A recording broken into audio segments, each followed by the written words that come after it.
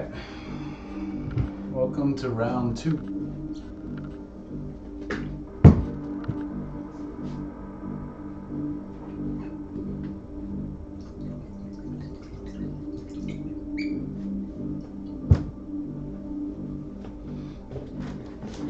All right, a little painting tonight.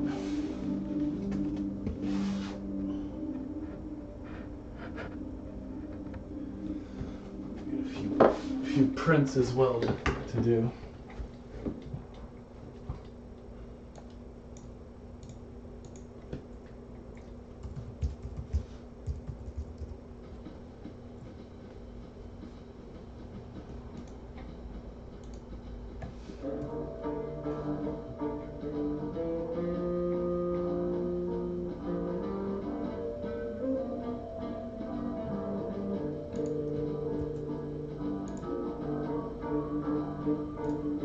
Hey you! Do you want to help smash childhood cancer with the awesome power of it?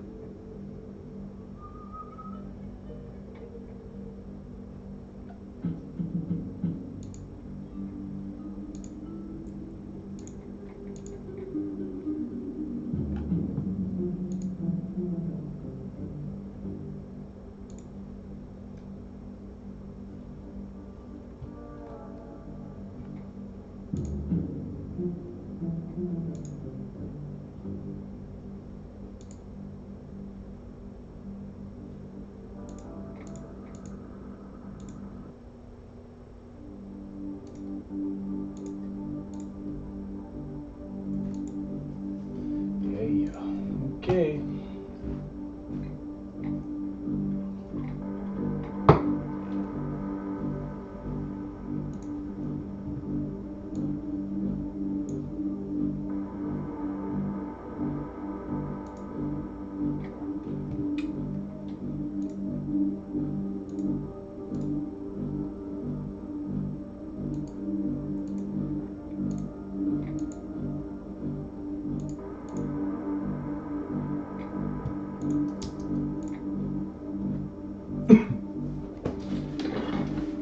Alright, start printing too.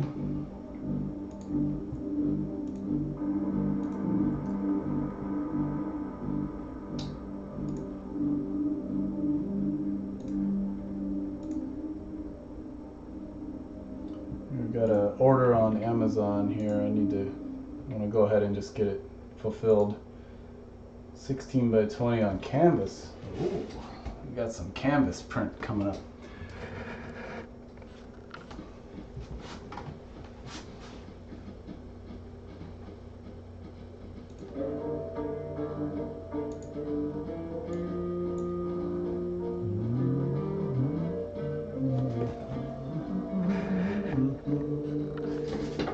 All right. paper ready.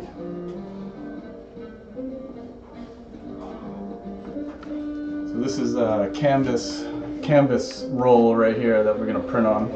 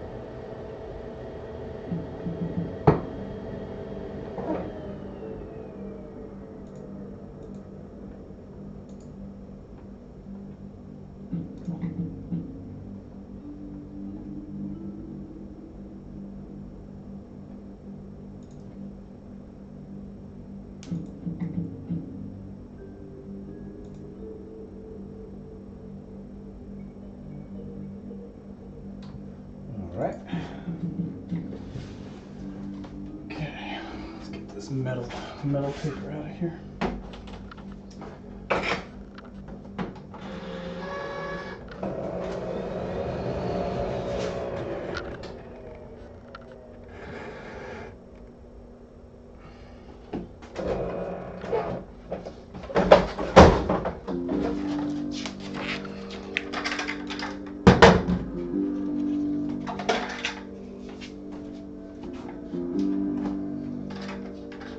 So most of the paper is a 3-inch core diameter, but the canvas is a little thinner. It's a 2-inch, which is a setting on this spool. So I gotta shrink it a little bit. Right. Goes in right there, and then let's see, here.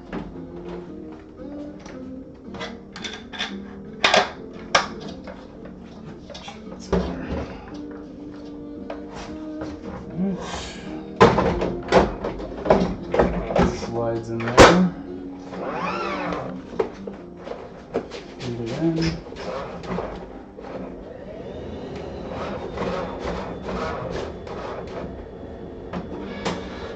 Just let that run.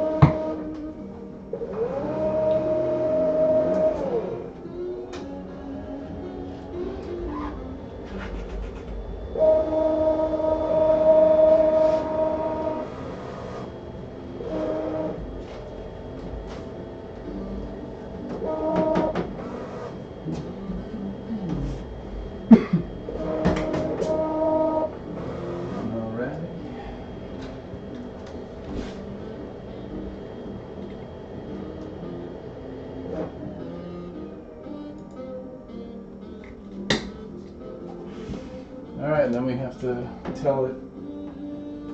We have to tell the printer it's a new type of paper. It was metallic, now it's not.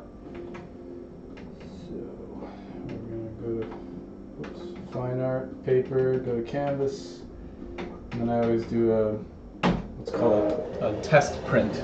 Make sure all the nozzles aren't clogged. Make sure all the ink's flowing through it.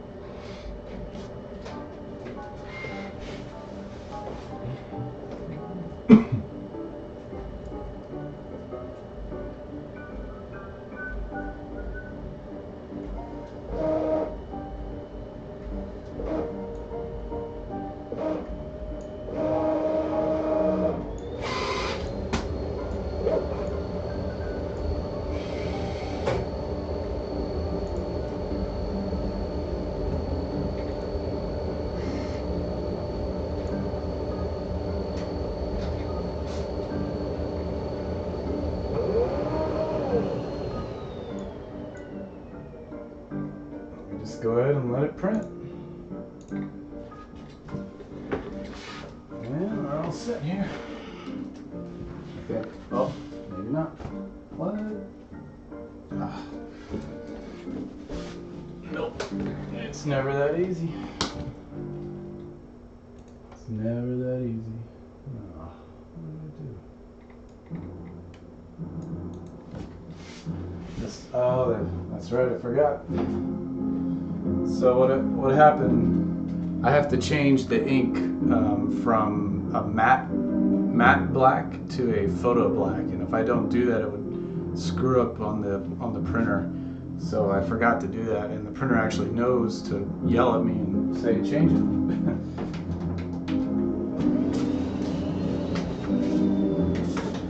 Oops.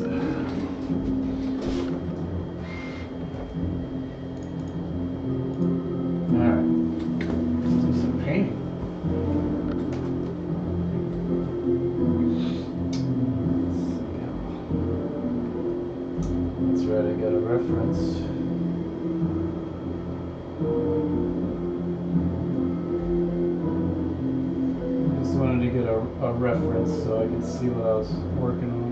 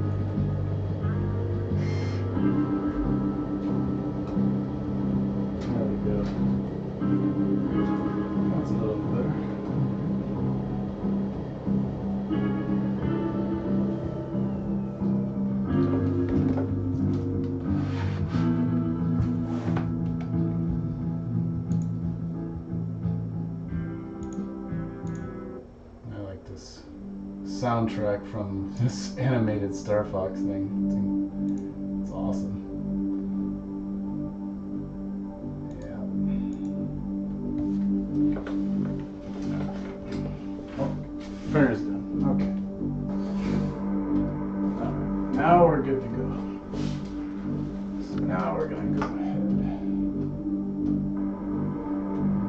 this print. Should work now. Alright.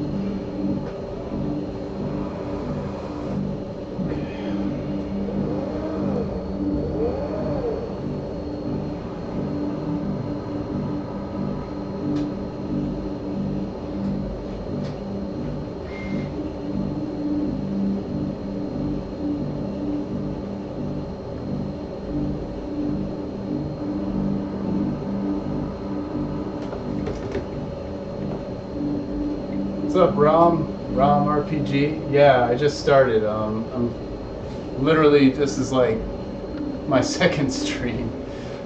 So, yeah, thanks for stopping by. I'm just doing my thing here at night.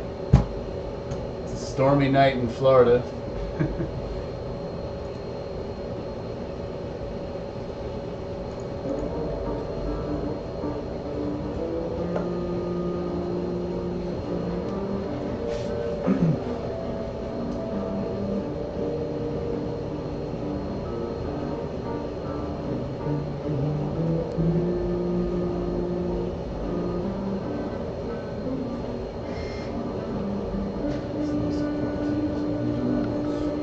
Up and it comes back down, something like that. Pretty much comes down as cheap. So I'm referencing the photo right here of Daredevil's mask, just because I don't remember exactly how it goes. I knew it went around the cheek and down to the throat area, but I didn't know exactly how it fell, how it cut. So it's always better to have the reference correct. So I think I'm going to go ahead and have it kind of, looks like it goes past, down to the, something like that.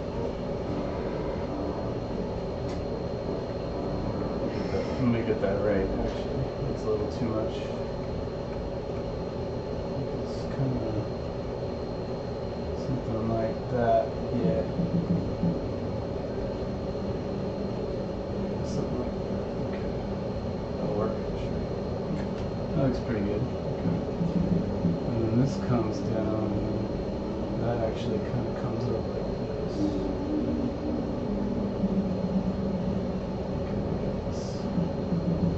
Line here.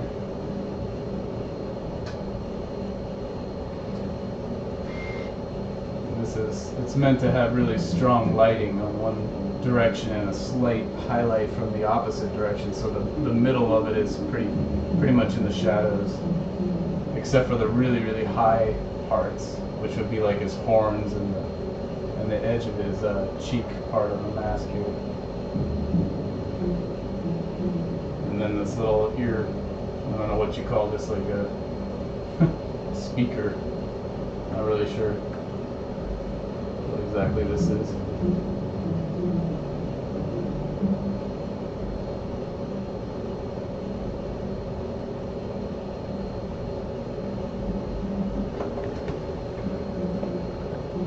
Oh, thanks, Ron.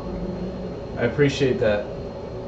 Yeah, it's coming together. It's taking its time, but I started it in Japan when I was over there, and just kind of evolving. It's taking longer than usual,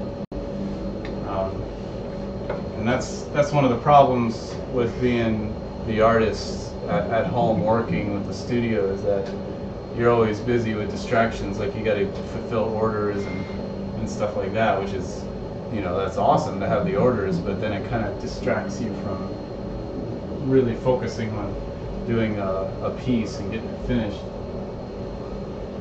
It's one reason I don't do commissions and client work, is just because I just really can't dedicate the time to knock a piece out fast with deadlines, unless I have help with, like, my studio, the collaborations and stuff. But I prefer to just be honest with people and say, I just can't do, commissions. I just can't keep up with it. And I don't want people to expect something and not get it. That's the worst thing you can do.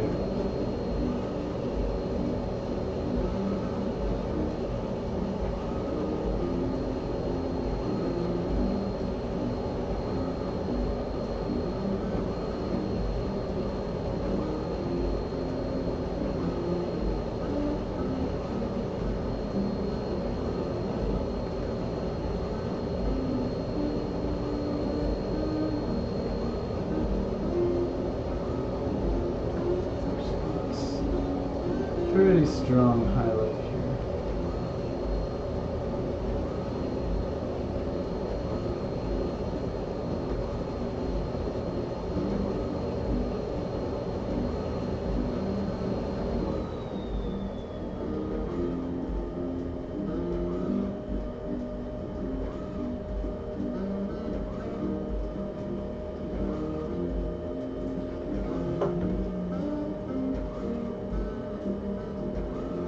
Yeah, it's a good sign, Ram. Just it's not really my cup of tea either. To be honest with people, I like to do what I want to do, and I know it's a little selfish, but in the end, that's how the art looks the best. And but I still want to be able to do those requests if they happen to be something that has marketability or resellability down the road. So it's not just for me, but it could be for everybody. So if somebody wants a piece of, for instance, if somebody wanted a Punisher piece, I don't have time to do it this second, but there's a lot of cool stuff coming up with Punisher, so that'd be a great piece to do for like longevity, long term. So that's something I'd be willing to do a lot sooner if I could. But if it's a piece of, like, for instance, some dude's high school mascot or something, I respect that, but I just, that's not something I can work with, or I don't see any value in that long term. And like I said, I know it's a bit selfish, but at some point you have to be willing to compromise if you ever want to succeed as a business owner. Because a lot of artists, I feel, they just don't realize that they're a business owner as well. You have to be realistic about your goals, and you just have to know how to market yourself and value your time and how much you're worth. So you can't just like jump on every single little thing that pops up just because you're trying to be nice and stuff. I mean, it's good if you can do it, and if you need to do it, then you need to do it. I understand. You gotta do what you gotta do, as they say.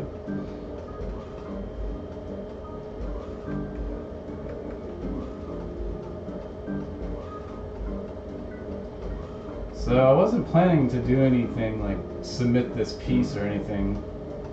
It was going to be for the upcoming MegaCon show, because some of the actors from Daredevil show are going to be there as guests. So I was hoping to, be able to offer some of the fans a kind of a unique print that they could get signed by the actors. I'm not 100% sure that Murdoch, the actor, will be there from the show. I think Foggy is going to be there, and I think Punisher is going to be there actually. But I know that one of these guys, I think it's Matt, the Matt Murdock character, he's going to be at Tampa Bay Comic-Con, and I'll be there too as well. So this piece could serve a dual purpose then. Oh, thanks, Ron. Thank you.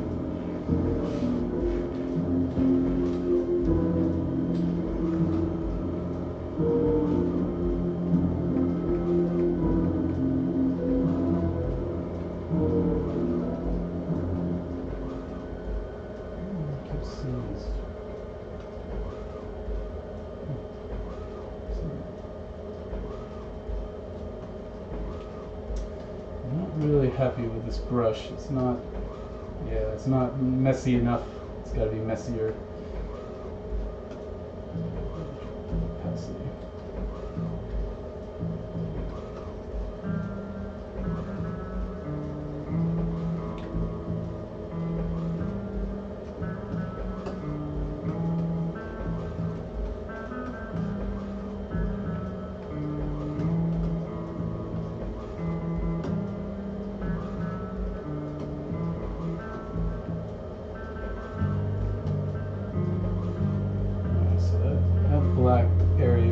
is actually very dark. So I can actually make this pretty dark here.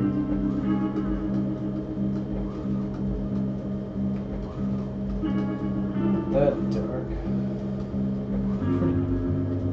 Pretty darn dark. Darn dark.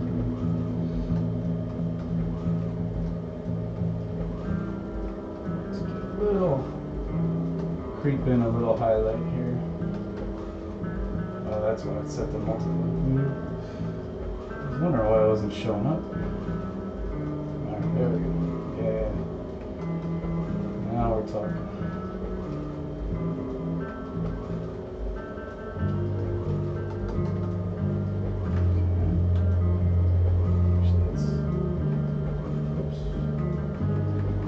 Talking a little too much now.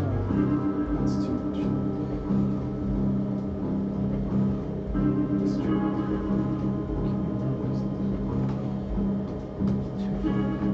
It's not the right brush. I had a really good brush I was using earlier. Totally forgot what it's called. No, it's not a splatter. Yeah, that might be it right there, that textury brush. I love those. Because they feel much more natural. And I know I've said this before in a lot of my posts and everything, but my goal in this is to not, I don't want you to think that this is a digital painting. I prefer that you think that I did it with like on a canvas with real paints. I just prefer that look. Some of the digital work that I see is amazing, but sometimes it gets really too smooth and perfect, and I just really enjoy texture and grunge and the rough feel. Especially with this piece, it's kind of coming through a lot more the rough inky, nasty, messy, grungy stuff. But you know, part of that is because it's really, you know, it reflects on the character and the show itself and the story. A favorite piece, Rom, that I've done. Favorite piece. I have so many styles. I guess I would say I think it's my Star Fox piece that I did in the realistic animals, which I can pull up real quick. Give me 1 second here.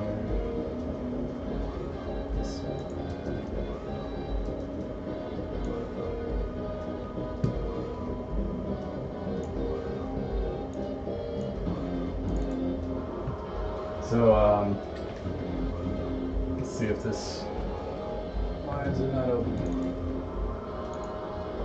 Come on, there it is. So yeah, Rom, I think the Star Fox piece is probably my favorite piece I've ever done. When I was finished with it, I really kind of, I don't know, I really sat back and looked at it and felt accomplished. Like, I set out to make something that was geeky but subtle, like not very obvious. And I love animals, I love nature, and I like surreal, almost dark, emotional images. Not horror too much, but more like it's like on the borderline of horror, dreamlike, I guess is a good way to say it.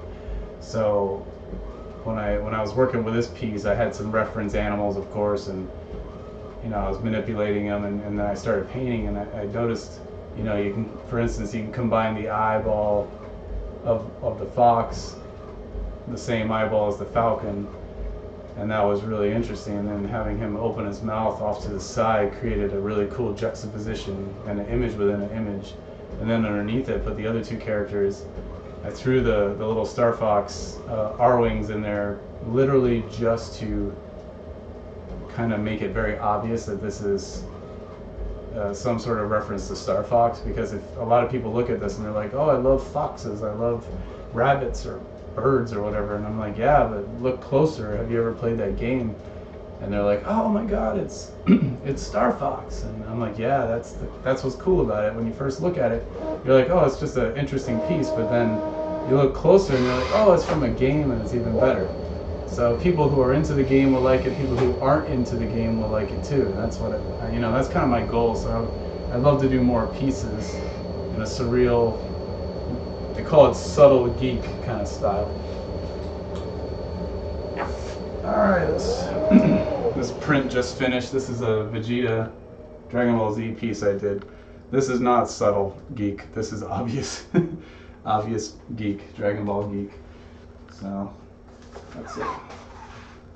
That's a canvas print. That's an order for an Amazon customer.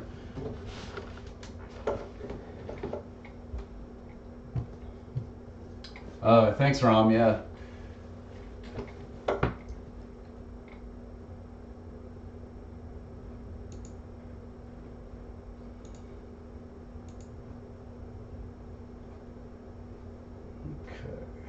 Let's see what else I can do here with the music. Play something else. Kind of digging that. We do a little Final Fantasy, huh? A little Final Fantasy. Sounds good. A little piano Final Fantasy. Uematsu no Nuobo. I can never say his first name. Nobuo. No, I'm sorry. Nobuo Uematsu. He's one of my favorite composers, along with Joe Hisaishi, which is the Studio Ghibli musician artist guy.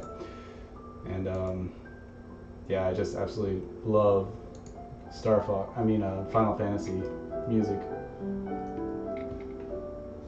So I'll just chill out with that.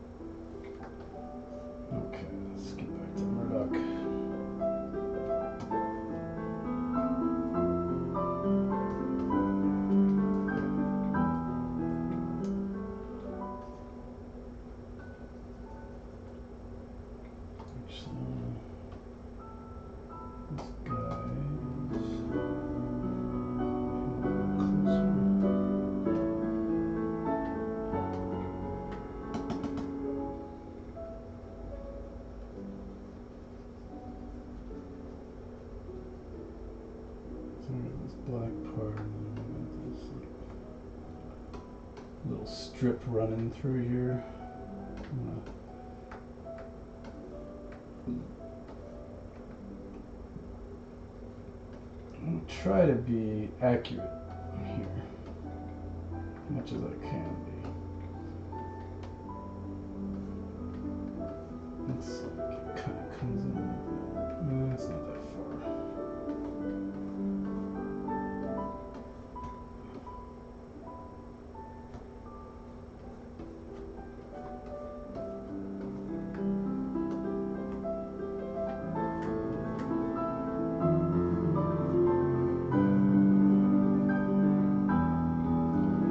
Something like that, I guess.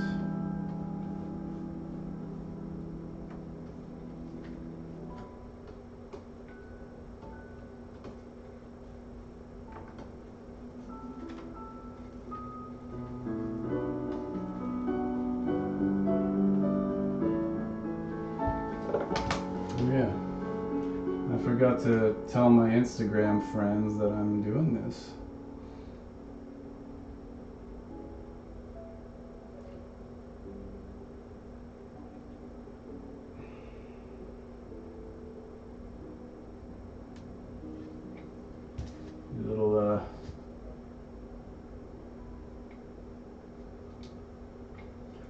Little stream in action. Just come on and join me at Twitch.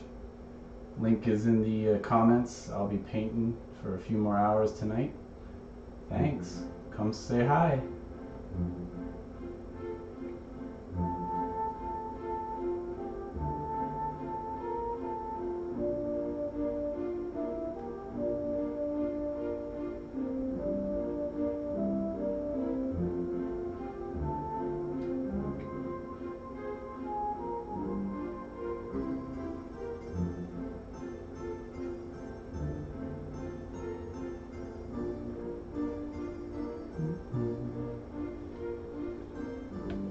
see. I don't know how many people are actually on Twitch.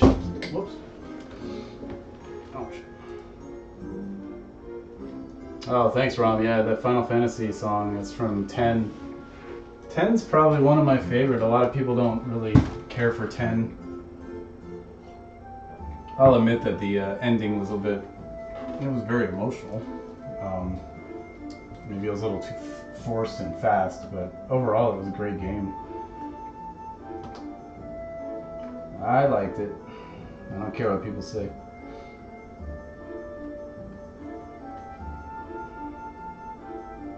This song, however, I have no clue. I'm trying to remember.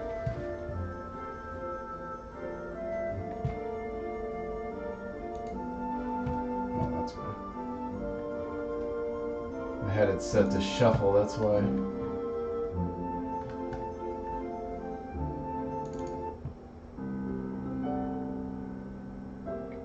Okay, that's...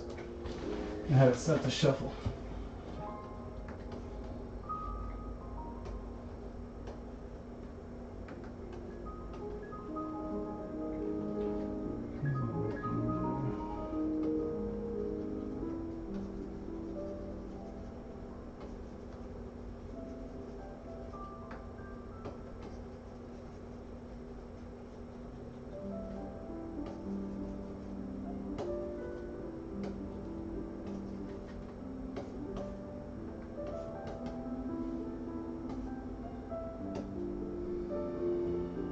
It's getting there.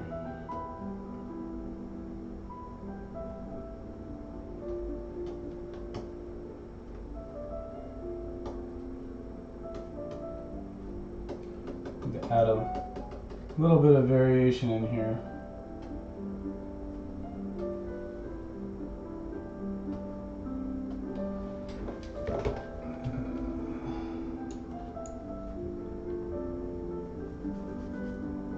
Well, that was quick.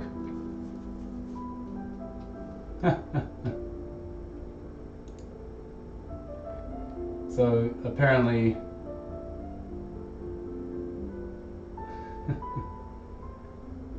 YouTube's pretty mad at me for putting up the last painting session because I used some songs in it. They're making a big deal about it. Okay. Whatever. They're making a big deal about the songs that I played during the... I kind of had a feeling that might happen, so... Even if I'm talking, they apparently can analyze the background music and put a copyright claim on it. Everybody's got to get their money.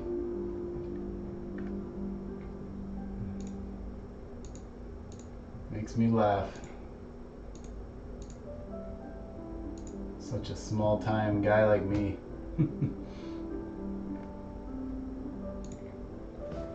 Whatever.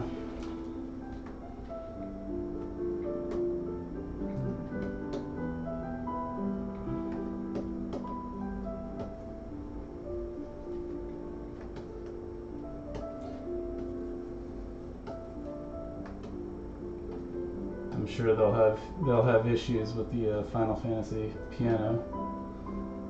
That'll be the next thing to scream copyright.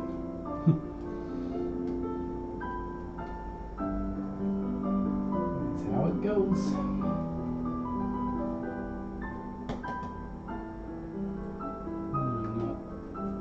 I need to put some detail in those lips. I've been trying to avoid it. Okay. I really don't.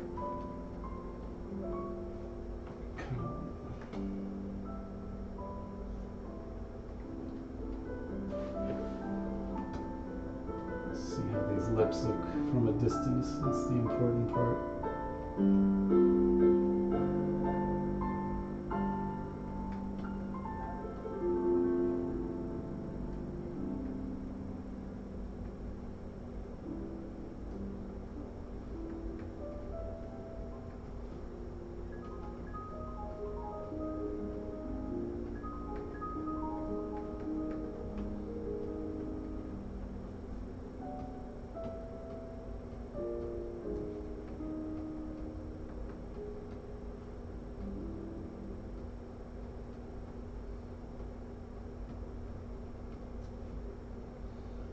You just need a little chiseling out, as I like to call it.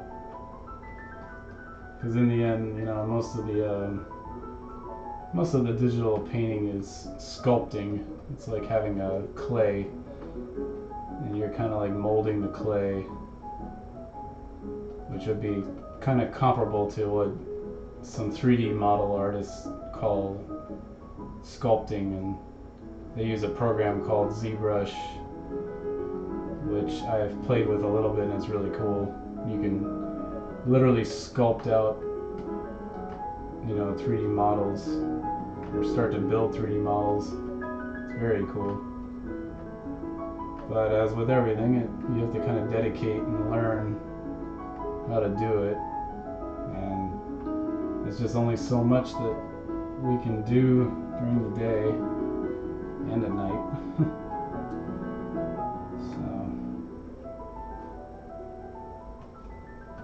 there's only so much that I can do.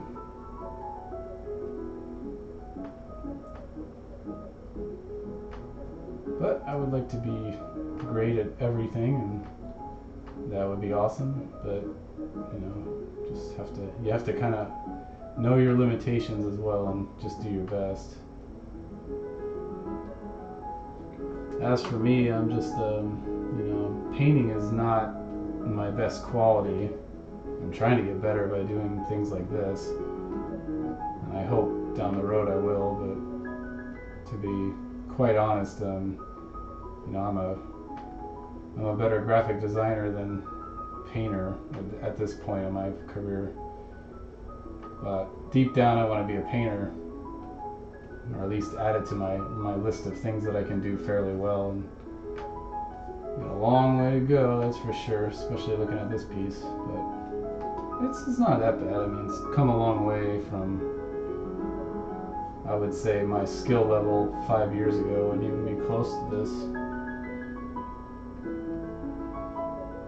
But I also I've been kind of naughty and neglecting the daily sketches and daily paints like I should be. And that's one reason I wanted to start this stream, is so that I could kind of force myself into practicing and painting, even if it's not something I'm going to sell or whatever. It's just a reason to get online and do stuff, and hey, if it has a little accountability, people are watching, it might be the little kick in the ass that I need. I got a little too comfortable with doing things the way I've been doing them, unfortunately. I need to break out of that habit, get back into the struggling artist mentality, because that's where the hunger is, that's where the fear is. You got to get a little fear back into it.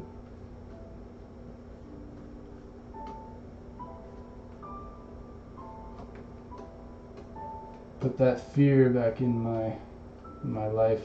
I don't want any fear, but sometimes you just need a little bit to kind of remind you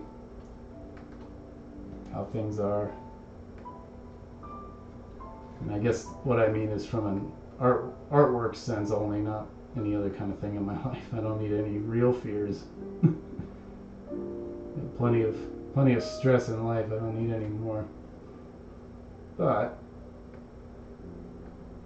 put a little edge and give yourself a little competition, I guess. But I have a terrible habit of taking competition a little too seriously, or I don't know if that's the right word. I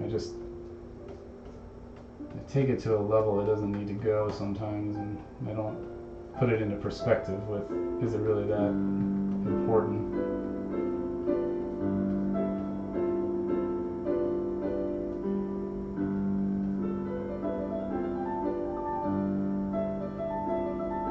Yeah, I'm kind of changing up the look of his thing here, I'm realizing, but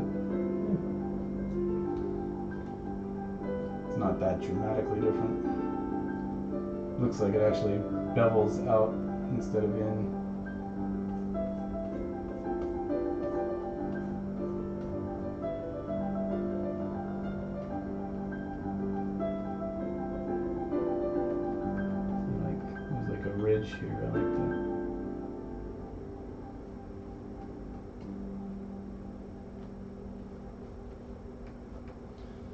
Let's do a different brush for that part.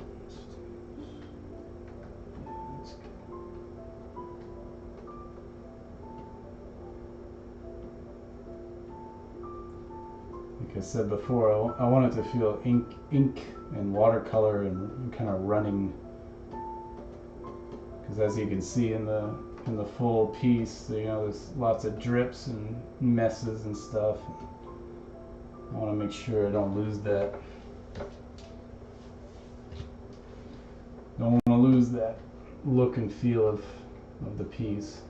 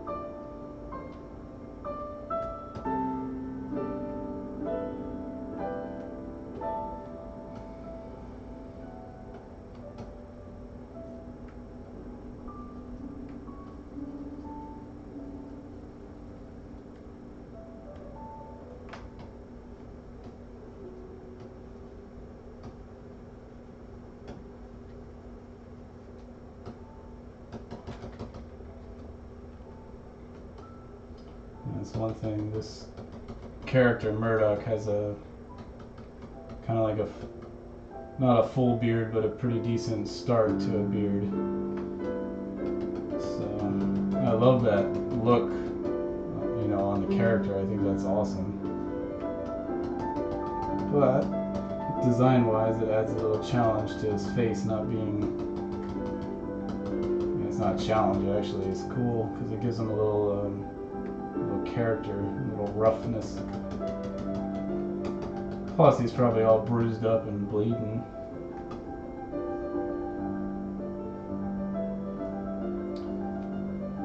But you know, he's pretty much got the same kind of beard I have. It's like an almost beard. It's not quite a beard. Everybody reminds me. Like, it's kind of a beard. Nice try. I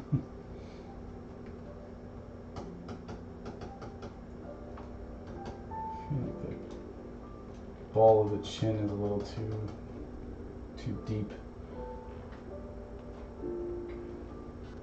Maybe.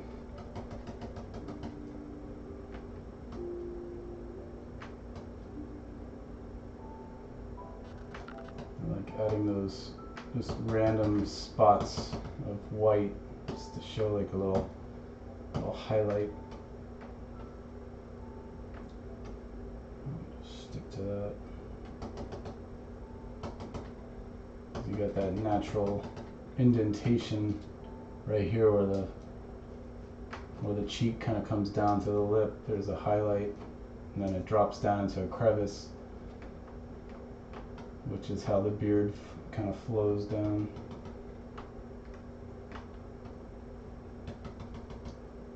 It's almost like basically a ring around the lips.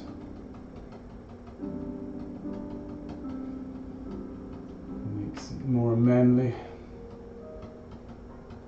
But there isn't exactly hair.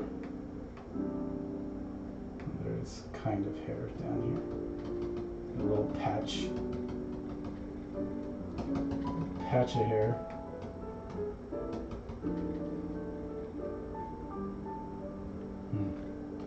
That's not showing up.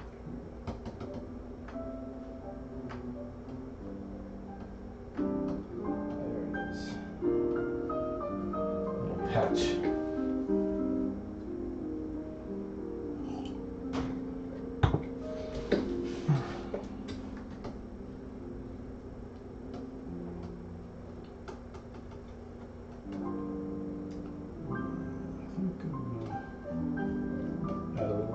darkness there.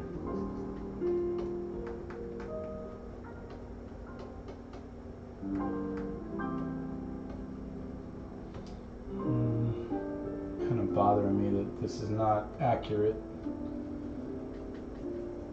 Maybe I'll change it after all.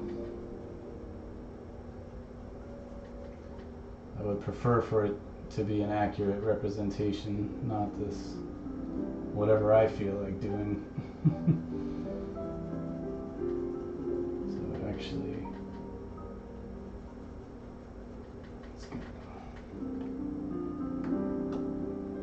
well, it's gonna definitely be a highlight on there.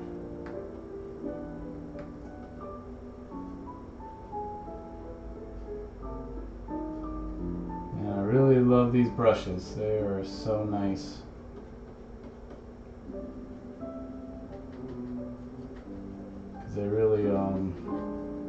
They really feel like you're really painting with watercolors. And for Photoshop, for years, you could try to kind of fake it, but you always had to end up getting, textures that you took photographs of or scanned in to really get true watercolor looks, or use Corel Painter or some other program.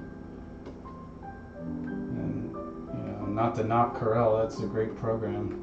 It's just the interfaces, for me, it's not really for me. It's got a little too much of a learning curve on there, and I want to get artwork finished. But maybe if I have more time down the road, I can dedicate some more time to learning how to do it. But I've seen so many artists now that I've talked to, and I'm like, how do you do your stuff? And they're like, well, I just do it all in Photoshop. And I'm like, well, I do it in Photoshop too, but I want it to look painterly and real. And they're like, well, that's, it's up to the brushes and your technique. It doesn't matter the program. And that's very true. Anybody can to replicate things. That's the beauty of Photoshop.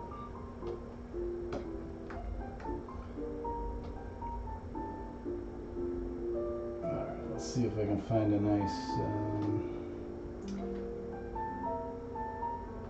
try to figure this out here. There we go. That's a little more accurate to the character.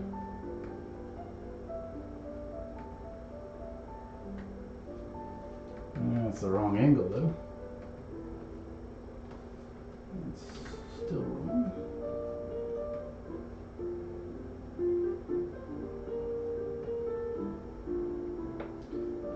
Oh, how I hate perspective. It's gotta be right though.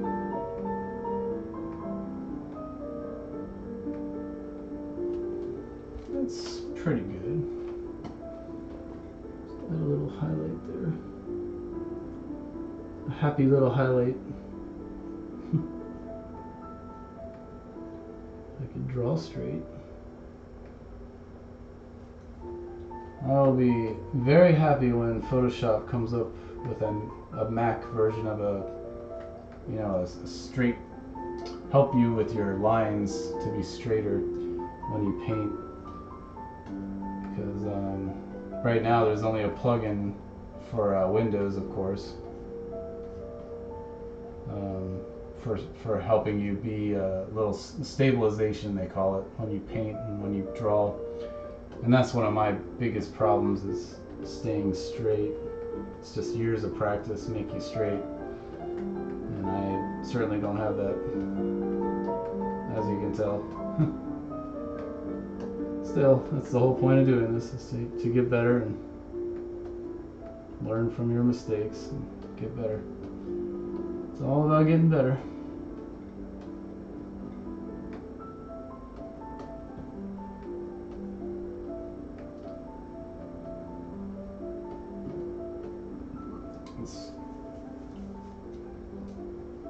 One thing I love about texture is that it can kind of hide mistakes.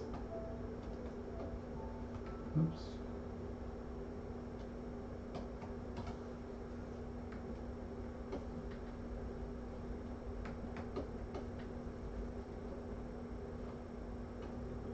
So you can texture things and kind of make it look like, oh, it's meant to be like that. Artistic license. well, wait a minute, that doesn't really look accurate. Like, well, it doesn't matter. That's what I want to do. Sometimes you can get away with that.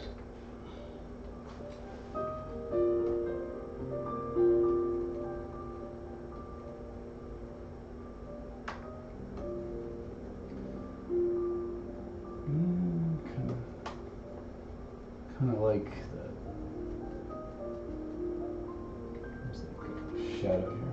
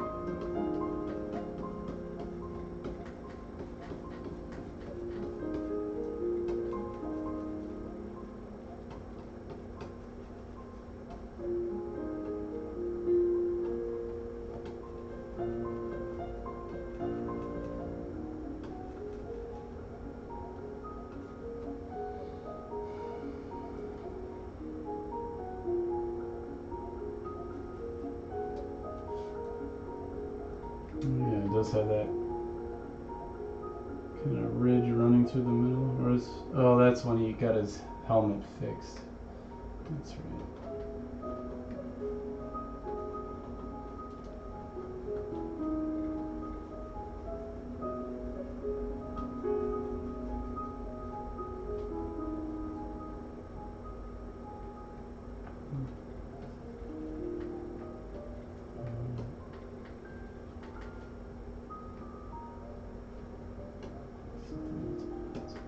There we go.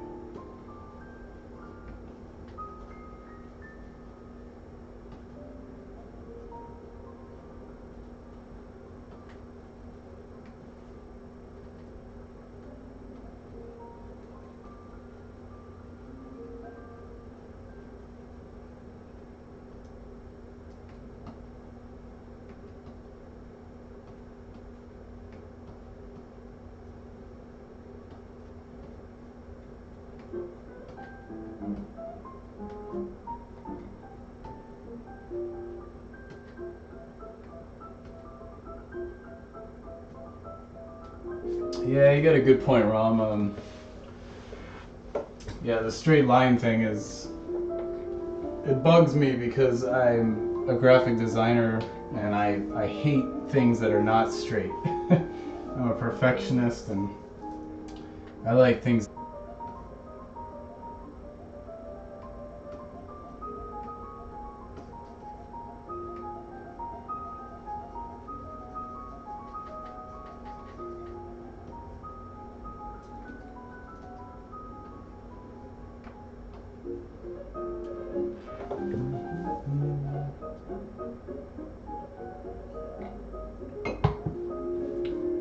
Yeah, you got a good point, Ram. Yeah, the straight line thing is, it bugs me because I'm a graphic designer and I hate things that are not straight. I'm a perfectionist and I like things to be very level and straight and symmetrical. You can see that a lot of my work, but most of the straight, perfect symmetry works that you have seen I've done in Illustrator, where I actually use a pen tool and I kind of click and make vectors and use lines that way instead of freehand drawing and illustrating, which is one of my weaknesses. But you're right, there is something to be said about having a loose style. There's absolutely nothing wrong with that, and there's a lot of people that do it really well. It might be, you're right, maybe that's how I should kind of pursue this style of mine. But that's one thing I'm on the journey to find out what is my style, which I think every artist is always trying to figure that out over time. And personally for me, it's been quite a struggle because I enjoy doing too many different styles. And I've had other artists tell me, like very successful artists, warn me that that's not a good idea because you might like it, but down the road you'll never be really known for one thing. You'll always be known as the guy who does everything instead of the guy who does something super well, or I should say recognizable. But you also have to look at it from the perspective of the person saying that. They're somebody who's in the digital, the concept art gaming, very competitive field, and in my case, I really have no desire to do that. I'm doing this because I like it and I'm having fun, and I'm very lucky to be making a career and money out of it. But my goal has never been to. I mean, it would be cool to make characters for a game or something, sure, but I'm not gonna, try to compete with all these super talented, perfect artists, like super realistic painters and stuff. It's just not. I can't compete. It's impossible. At least not yet. Maybe one day, but right now I'm just enjoying what I'm doing, and I think that's always been my goal in my life, is to just enjoy what I'm doing and not have to be competitive and stressed out. Of course, I'm a little competitive with myself. I'm always looking at like the best artists out there, and that's kind of, I guess that's signature to me, is like I'm a little bit of a renegade in this world. I don't really care about doing half the stuff that most people do.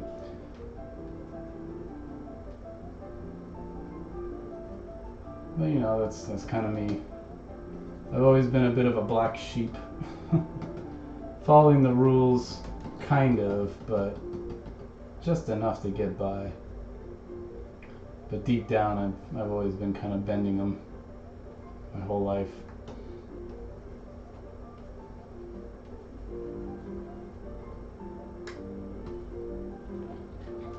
It's looking fairly good. I mean, from a distance it looks great, but obviously close up you see all the mistakes and little things. Yeah, it's okay.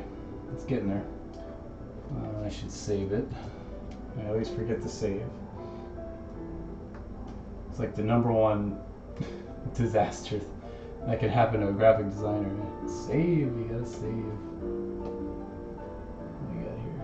No, not that one. Let's see what we can do around here. I was working on this area earlier.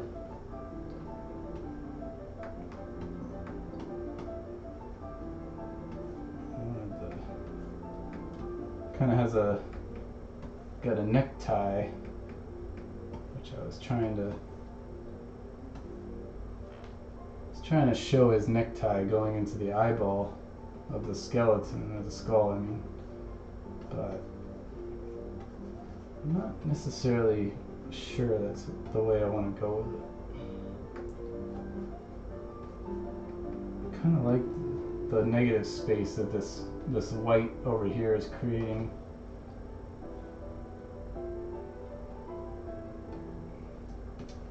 I'm pretty happy with the way that this area looks after all. I wanted to show his necktie a little bit better and his lapel from his shirt, but I don't necessarily think that's so necessary. I'm enjoying how this like cityscape looks.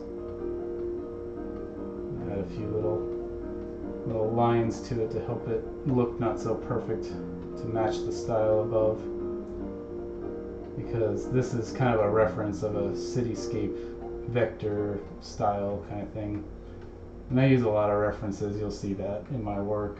I'm not afraid to admit it. It's pretty obvious, but in the end it looks good and it works, and that's the important part. It doesn't matter if you did it perfectly out of your head. And honestly, if you did, I would say you're like some sort of savant. And there are people who can do it, and freaking awesome. I wish I could, but I can't. So the next best thing is to do it my way, which is to kind of use references, and I know I'm not the only one. And pretty much every artist I know uses references. They have to, because if they don't, it shows. If you don't have the right anatomy, you don't have the right lighting, you don't have the right perspective and shape. Those are like so core and fundamental to the piece. If you don't have that right, because you didn't use a reference because you were just thinking you're so awesome, then that's, you know, people are gonna know it. And I don't mean other artists. I mean possibly customers or whoever, buyers, they're gonna look at it and say something's off about this guy's face or his whatever, his eyeballs or whatever. I mean, I'm guilty of not following it because I'm you know, I get a little oh, I can do it myself. I don't need a reference or something, and I've done that and wasted time because in the end I just like redo it completely because I know it's crap and it needs to be redone correctly with a real reference.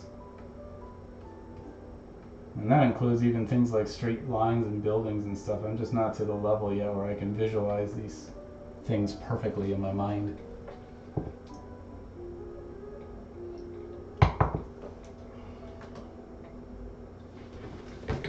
What's going on over here?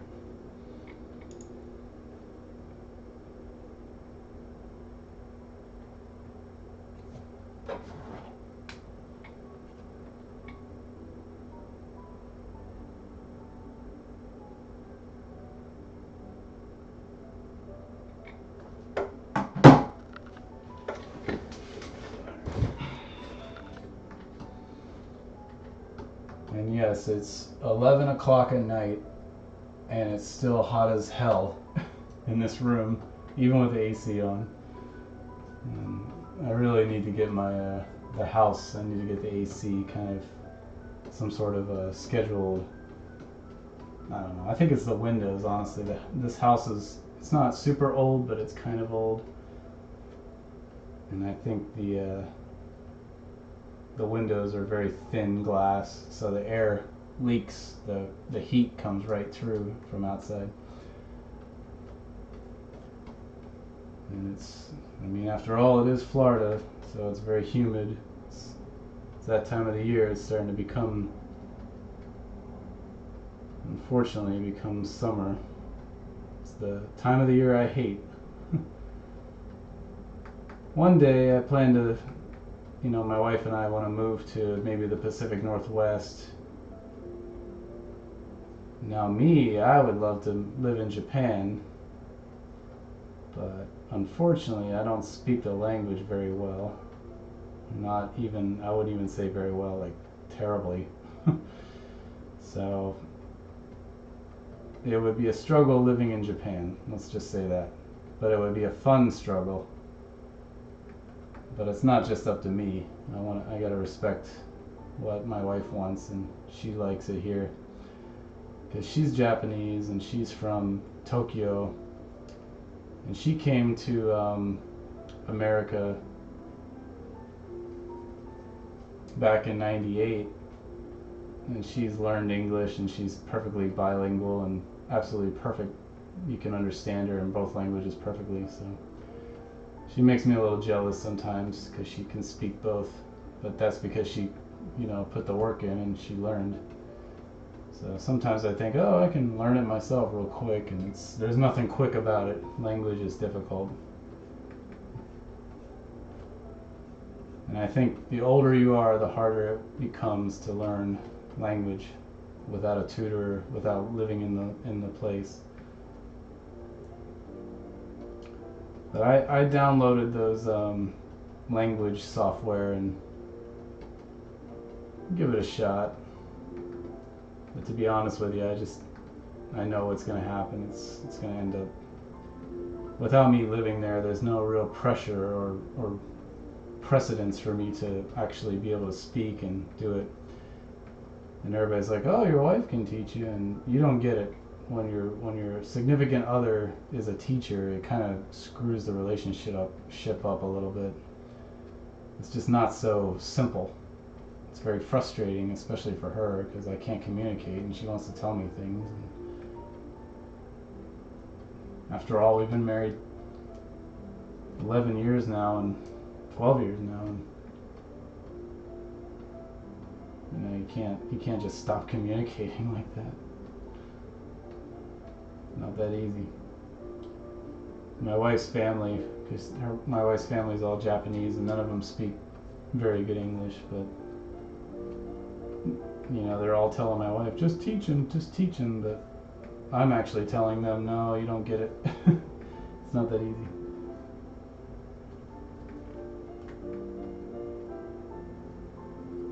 So right now, just adding in a few little highlights to help these buildings look a little more hand painted and a little less, like they were drawn in as shapes, which they kind of were. Because the rest of it's got this kind of grunge, messy feel, and then you got these perfect building shapes. It doesn't really work. It's good to have a juxtaposition, but not that much sometimes. Just depends on the piece. Let me add some little splatters and things here to kind of mimic lights in the windows, I guess. But I don't really want to have too much detail, because when you put too much detail in one little spot, first of all, it becomes a focal point. And I definitely don't want the buildings to be the main focus. I want the portrait of Daredevil to be the focus.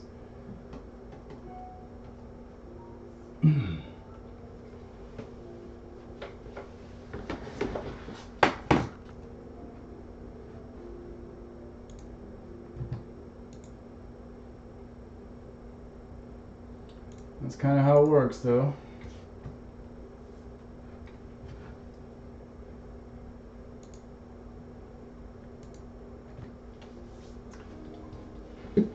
Yeah, Ram, the weather here, don't get me started on the weather.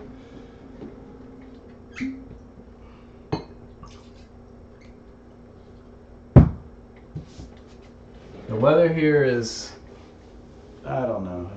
I've lived here my entire life in Florida. And I'll be honest with you, it can get a lot hotter and a lot more humid in other states, in America at least, like Georgia, Alabama, northern Florida even. Pretty much everywhere it gets really, really hot. And one thing that we do have here is that at least we have the ocean on both sides blowing around, so it gets really nasty and humid. But even then, at least in August even, we still have some movement of air. But when you go up to like like Georgia or Alabama or something, Louisiana, Houston, Texas area, you're landlocked, you don't have the ocean. So if it's super hot, there's no air movement. It sucks. The only difference is, though, because we're so low, we unfortunately get the heat so long. Compared to other states, Florida is like hot and humid to be honest with you, 9 to 10 months a year. It's pretty nasty, to me at least. Some people love it. A lot of people love it. That's why everybody moves here. But personally, I'm sick of it. I grew up here. I'm tired of it. I would love to move somewhere else I would love to be cold. But I'm not, I always tell my friends who are from up north, they always say, well, you don't know what it's like to live in a blizzard. And that's true. I don't want a blizzard. Let's get this straight. I don't want snow and all that stuff. I'd like to live in a place that's some snow, a little bit variation, but I'm not looking to live in like Buffalo, New York or something. Certainly not.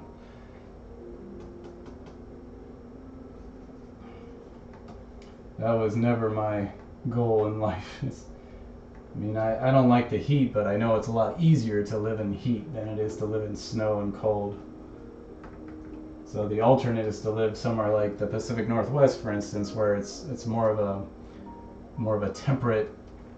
It's colder and wetter, but it doesn't snow too much. It snows a little bit from my research. not to mention, there's so many more Japanese people in the Pacific Northwest, and not just for my sake, but for my wife's sake. It's very nice to have that community there. And for me, that's important because if I want to learn the language, for instance, it would be so much easier to find a tutor or somebody to help me out compared to here. And, you know, we have some Japanese community, of course, but they're just so far and few in between. They're here, but they're all at Disney. Or just scattered around, or second generation. So.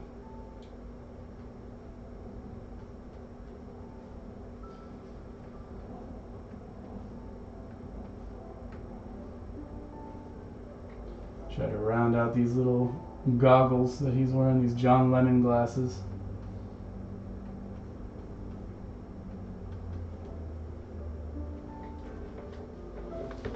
I'm getting a little sick of this piano. It's getting a little boring. Yeah, you're right. Florida has 2 seasons, summer and warmer. I have to admit, though, the winter here can actually be very pleasant. It's just that it's only a month, and sometimes you'll have a cold front come through, and it'll be like beautiful after it's through. It'll be like 40 degrees at night and dry, and then like 65, 69 for the high. But then the next day, all of a sudden, it'll be like 80, and then it'll be 83, and it's like it can't possibly stay cold for more than one day. It just doesn't work in Florida, and it's always sunny, and I don't know. I guess I'm jaded. Most people think I'm nuts for saying that, but I just lived here my entire life, so that's probably why. I need to experience something different. Like, for instance, I was just in Japan in April. Well, just a couple weeks ago, I was in Japan, and it was like 54 for the high, which was awesome. To me, that was great. I love wearing a sweater. I love wearing a jacket. But, of course, they're all complaining, oh, it's cold, it's cold. And I'm like, yeah, it's cold, but I love it. But that's true about everything. We always want what we want.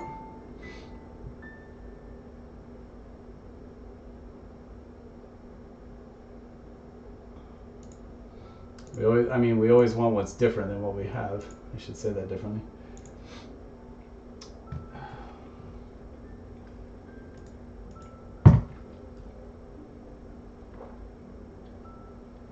What am I doing here? Oh yeah.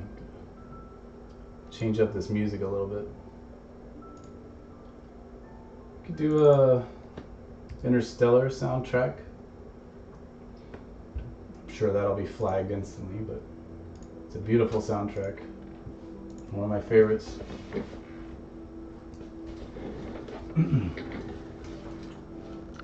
Has nothing to do with Daredevil.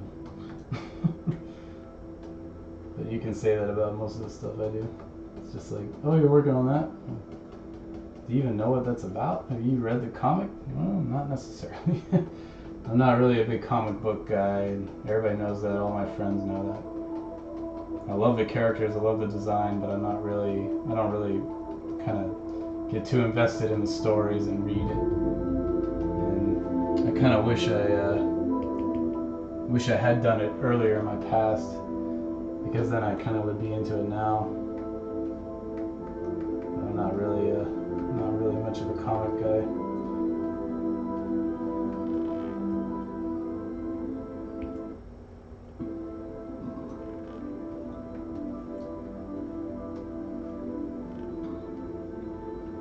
Certainly like it. I love the design of the characters, and I mean, to me, a comic book is basically just a Japanese manga. I mean, that's basically what it is. Or imagine a video game or a novel, graphic novel, just turned into a storyboard with art. That's kind of the idea.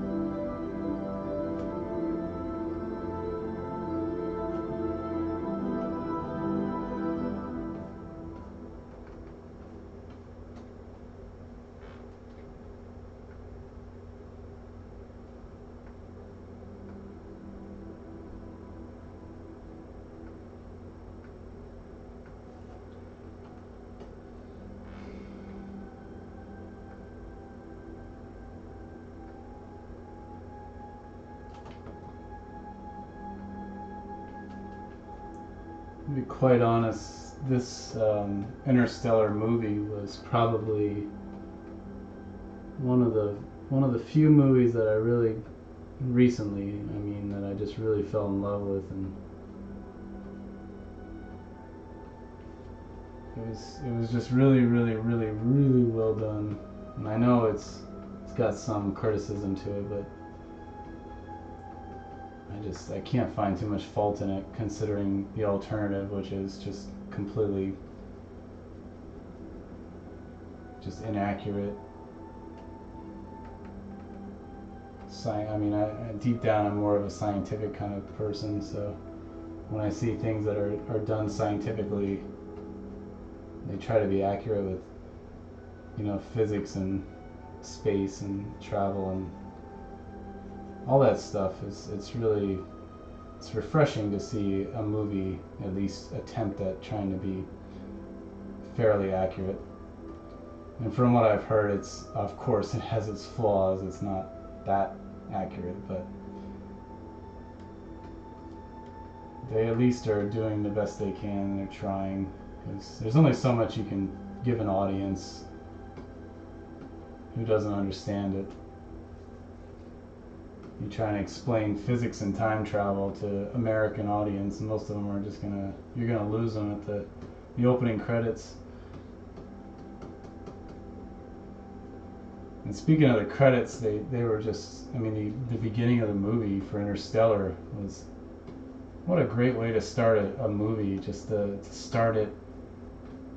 I don't want to give any spoilers out if you haven't seen it, but it's a very interesting and great way to start a film.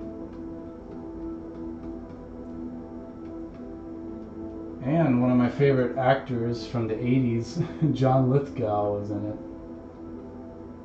Freaking John Lithgow. I love that guy. From Harry and the Hendersons to Footloose, I've always liked John Lithgow. I don't know why, I just always thought of him as a really just a cool guy. He probably isn't at all, but I have no clue. He might be the nicest guy on earth, he might be a real asshole, I have no clue.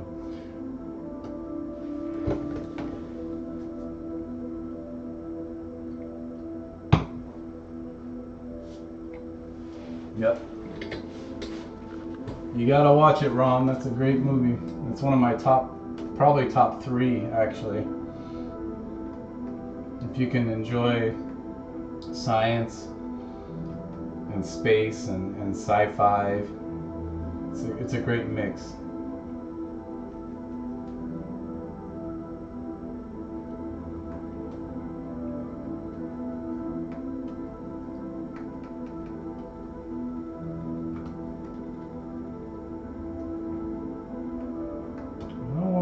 I'm getting a little too worried about details now. It's good to worry about the details. I don't want to get hung up on them. It's my downfall. Because I'm not a detail painter. It's just not what I'm good at. So I shouldn't try to be so perfect with my paintings, because they'll never look right, because they're just not right. So it's better to avoid that trap and just kind of roll with the loose feeling of everything here.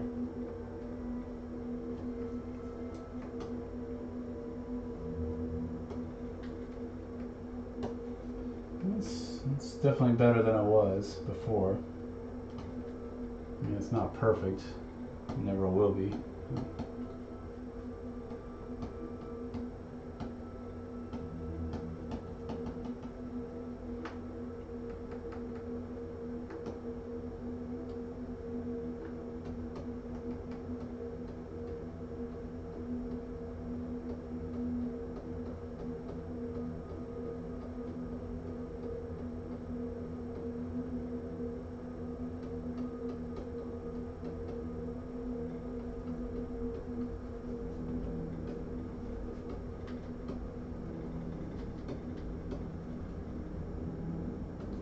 I will say this about Interstellar again. The soundtrack is just, it's so good. I think you have to see the movie though before you can appreciate the soundtrack. Sometimes you can just download a soundtrack and love it, and I've done that before with some movies, but especially with anime and video games soundtracks, I don't even have to play it. I can just listen to the soundtrack and know that it's probably a pretty good game or a good anime. But with this case, in this case with the movie, you really have to see it to appreciate it, because a lot of the music actually plays off the visual scenes with the way the music is progressing. And that's exactly what you're supposed to do with music in a movie or some sort of storytelling. So they really got it right. It was Hans Zimmer is the composer, I believe. Same guy did Last Samurai, and trying to think of. I know he's done a lot more than that, but for some reason Last Samurai pops into my head as the first thing. But I know he's done more than just that.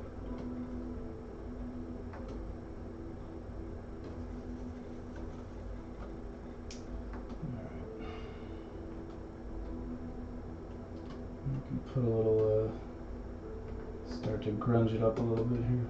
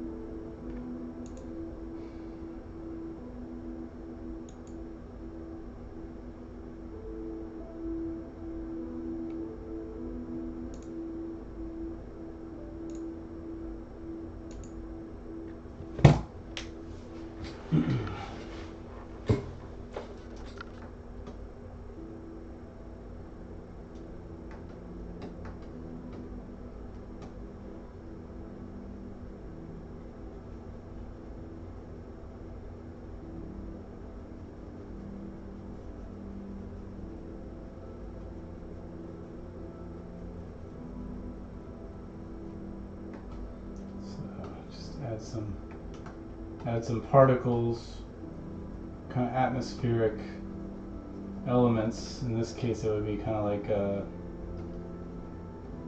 mist or cloud,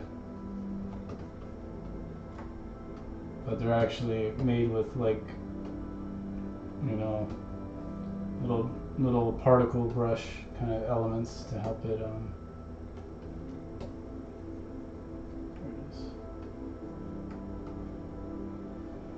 Let's see.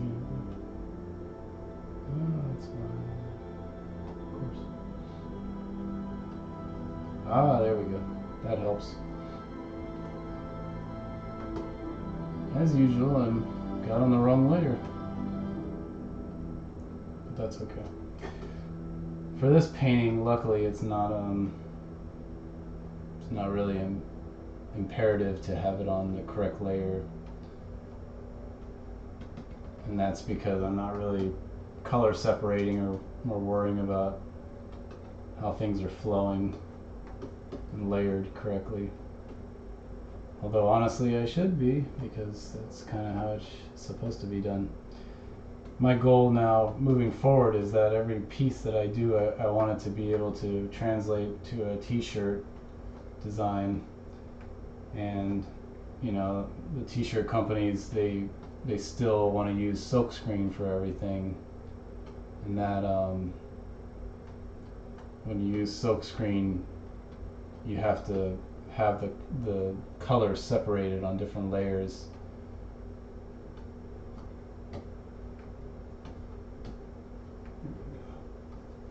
And if you don't have them separated, it's a real pain in the butt to try to figure out how to do it. I honestly, I'm not good at it. I've never been good at it, because I've always been a print artist, and when you do print, you don't have to worry about color separations ever.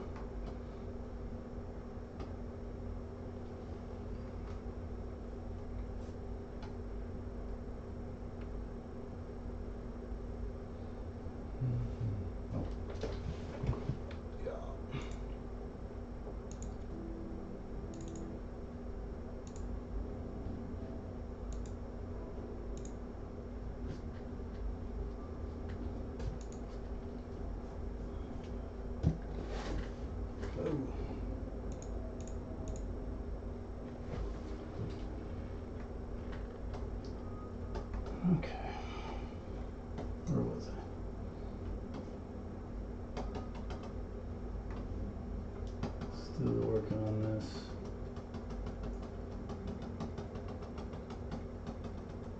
And I'm getting pretty satisfied with how it's looking, because remember, I don't want it to be perfect. It's not my goal in this piece.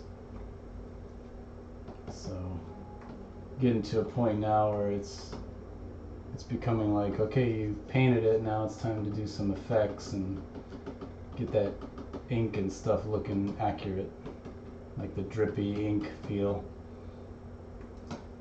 But the priority, of course, is to make sure it looks like it's fairly correct.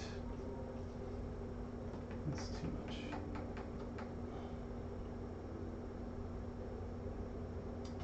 I have a very good, maybe it's this one, I forget. I have so many brushes I completely forget.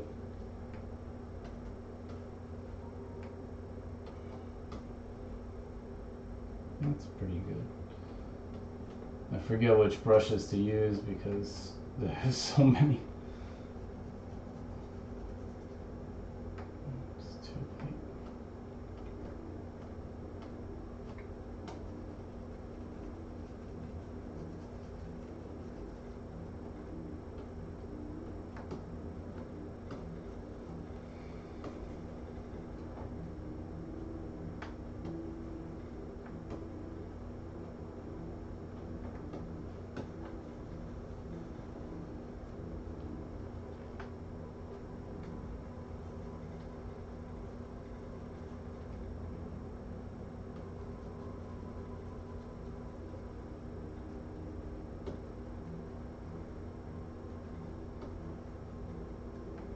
One thing I've been trying to follow other t-shirt artists, specifically t-shirt artists, because there are a ton of great artists out there, but t-shirt artists, if you can really, you know, do a great realistic painting or shirt and do it with color separations, I don't know, I just think that's so freaking talented. It's just something I just cannot do myself right now.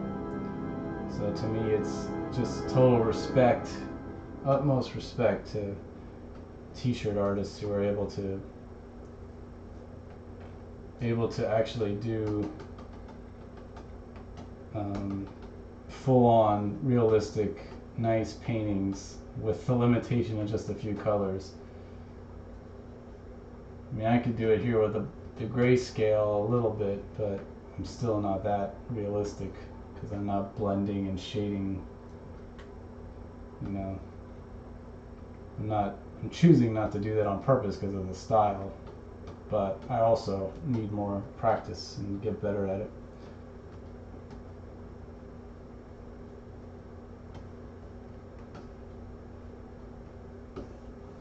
Oh, that's looking pretty good. I think I might move down here to the skull and kind of clean this up a little bit.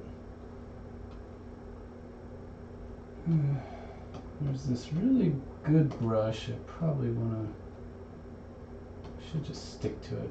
I have no clue why this screen is doing this. It keeps messing up.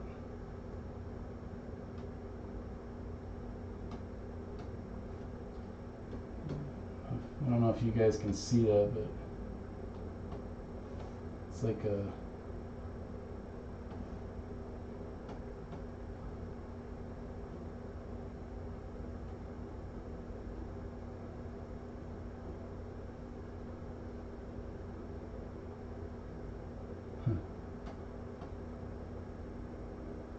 very strange. I don't know why it does that kind of screen problem. It might have something to do with streaming, because I've never seen that happen before.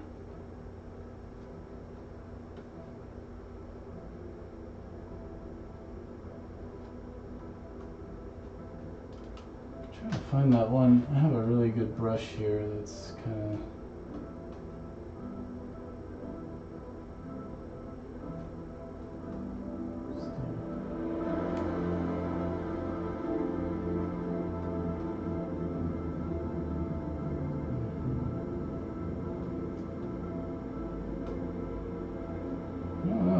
don't think there's a way that you can search for a brush in the brush presets.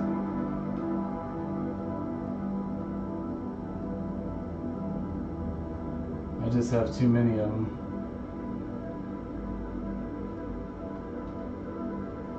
Oil font.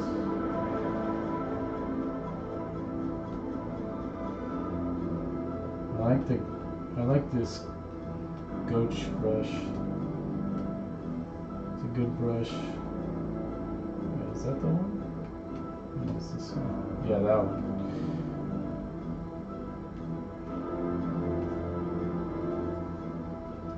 There's not too much to do around here. I mean, you kind of like the way the skull already kind of... The skull is very loose, and it's got that Punisher kind of pissed off skull.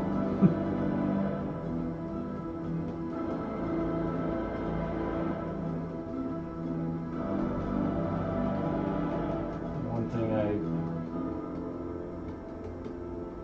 trying to show that this is the bullet that Punisher took to the head.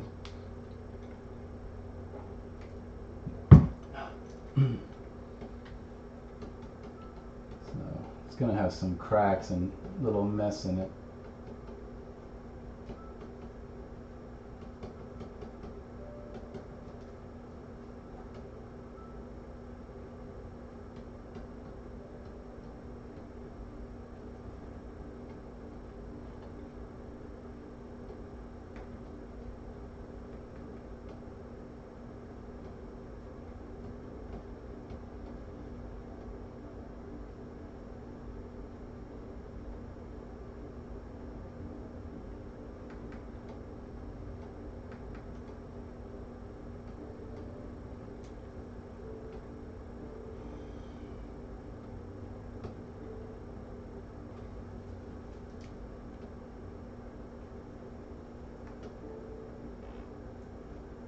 I mean, I don't want it to be so freaking obvious because so many other people have made it very obvious. But at the same time, it's kind of recognizable, and I like that.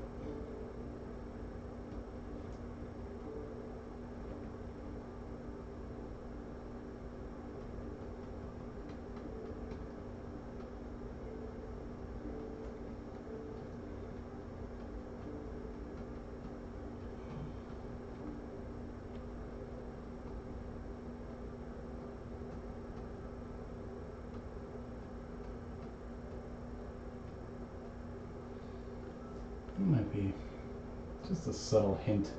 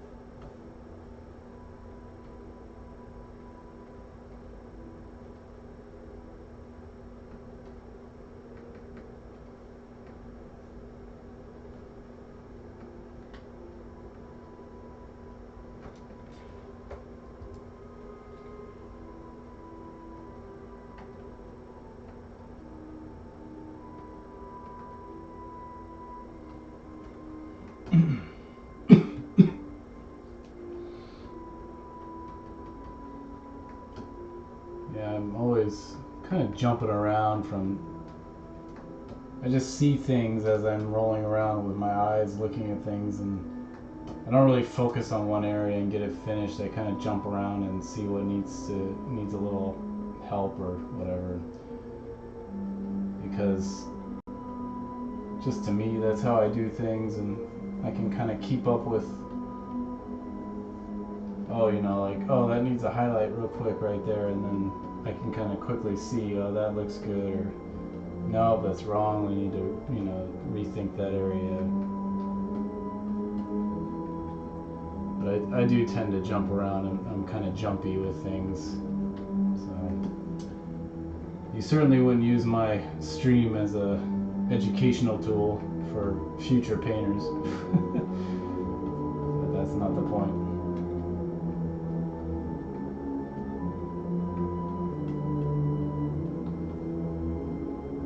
It's more fun this way.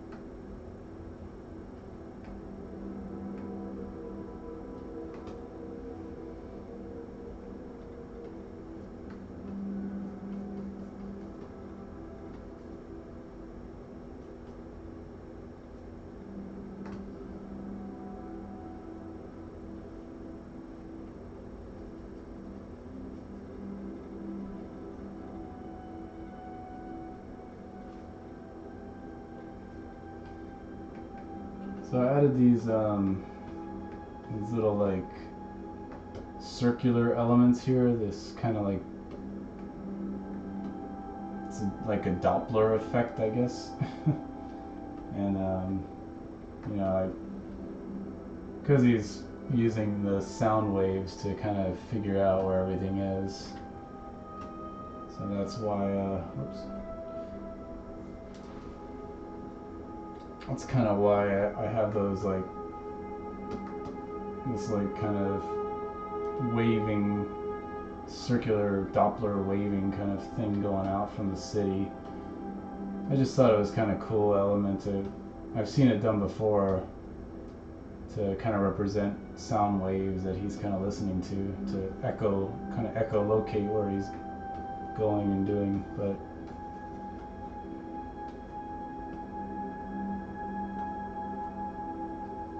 alright, let's jump into some other interesting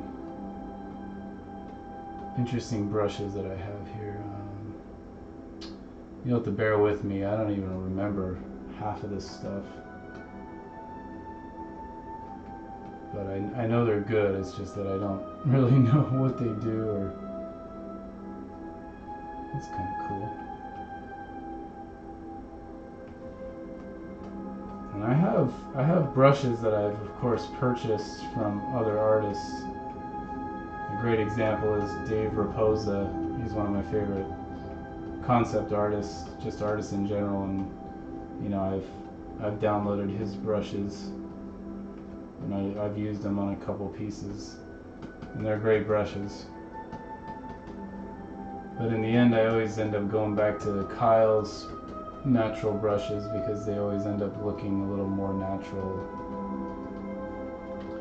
This set that I'm using it's not Kyle's, but it's something similar to Kyle's. Same idea, where it's like a really good natural feeling brush set. It's got like these great textures built into them, as you can see.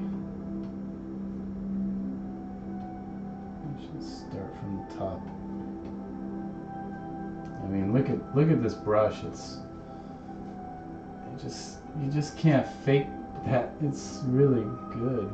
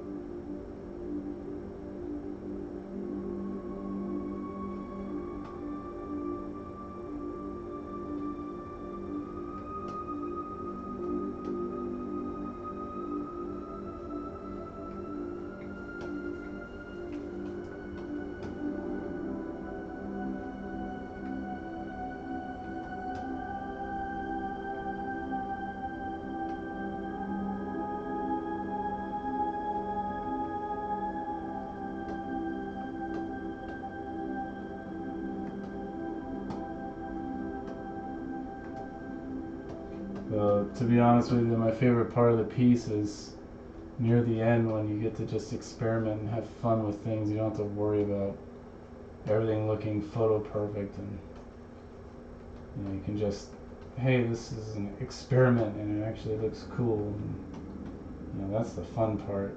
That's when it really gets to be fun. You get to have fun. Get away with a lot of things because you're just doing what you want to do. And it can be hard to let go of that perfection desire. And obviously, I'm always worried about things looking good.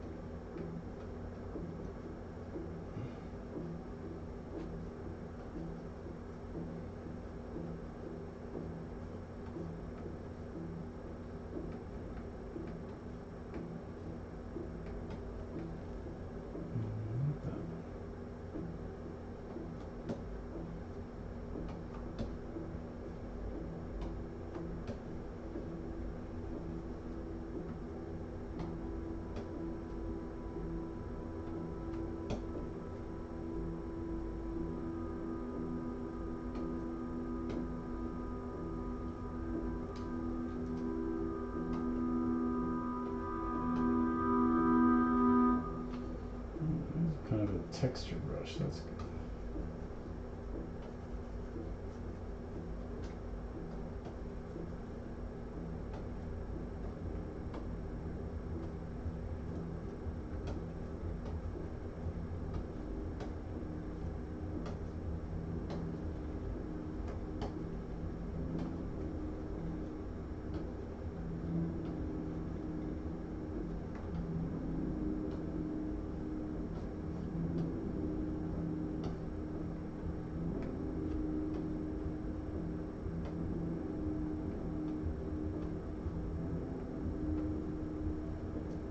Thinking about having teeth here, and I think I originally did have teeth here, but I kind of like the way that the ink is just dripping straight down.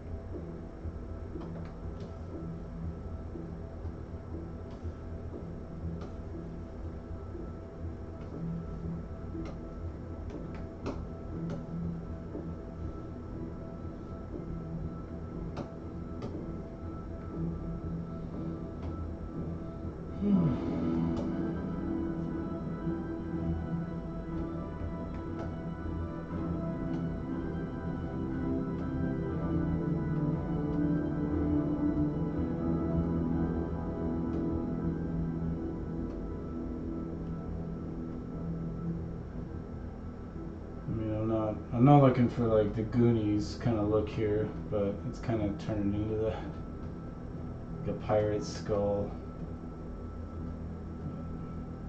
Nothing wrong with the Goonies.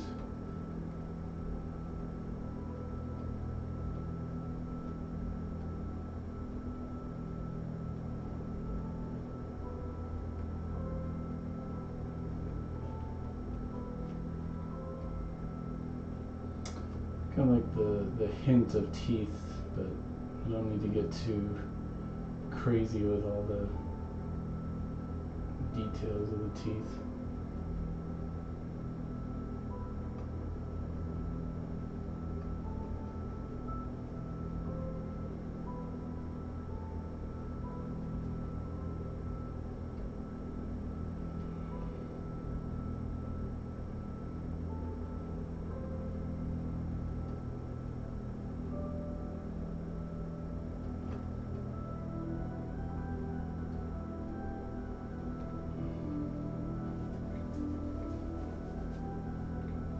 I don't know, maybe no teeth.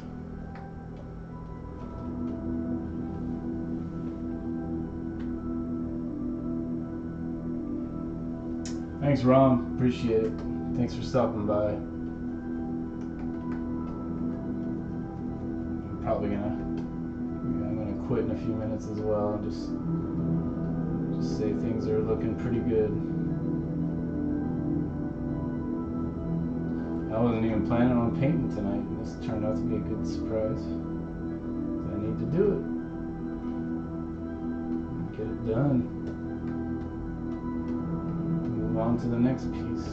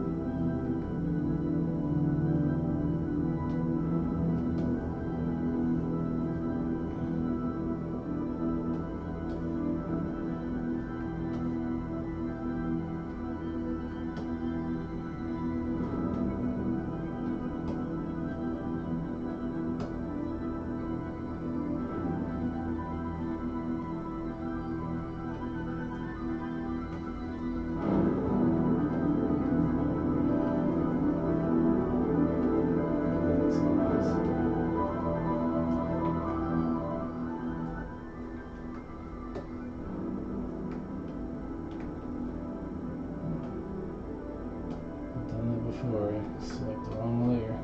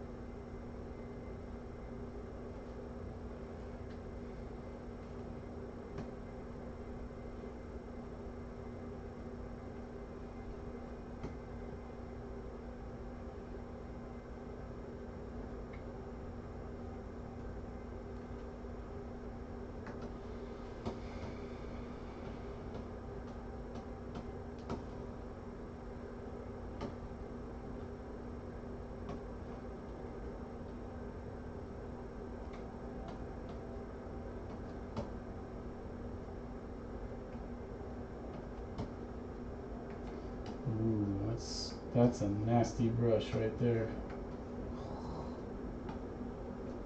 Nasty good. Yeah. That's pretty nasty. I like it.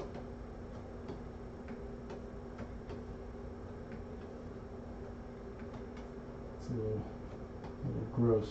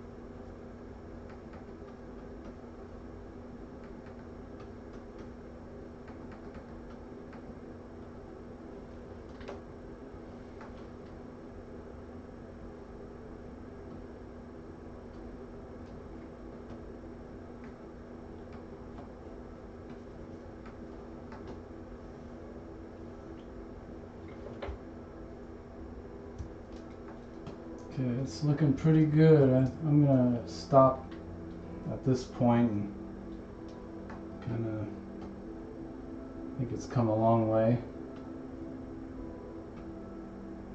Oh yeah. Yeah, it definitely tightened up quite a bit. I'm pretty happy with how it tightened up. So I've been painting everything on one layer here.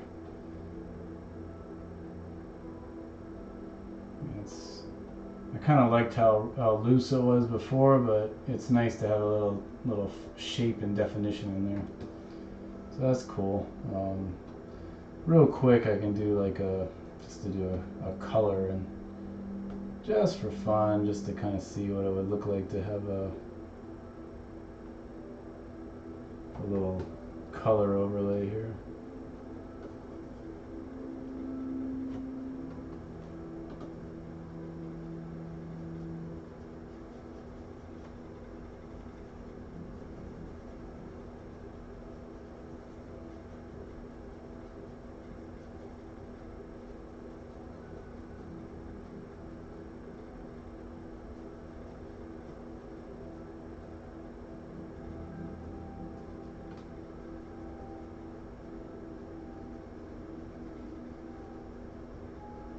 What I do is I'm just testing this out, so I set the color layer here to a soft light, and that it doesn't make it too saturated, and it kind of blends in with the black and white underpainting underneath it a little bit better.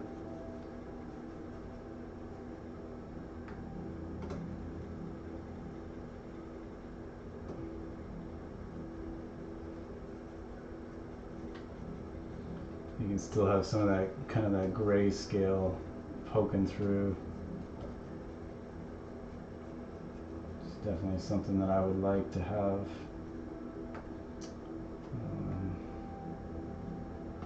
I guess what I need to do is a color slider.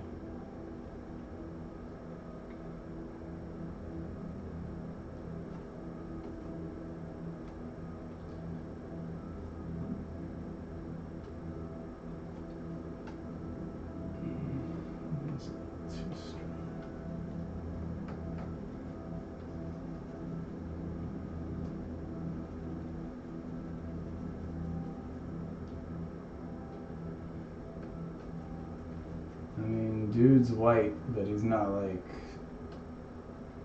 Caucasian mega white like I am. He's more like got a bit of a slight tan to him. Not too much. Oops. Just a little bit of color.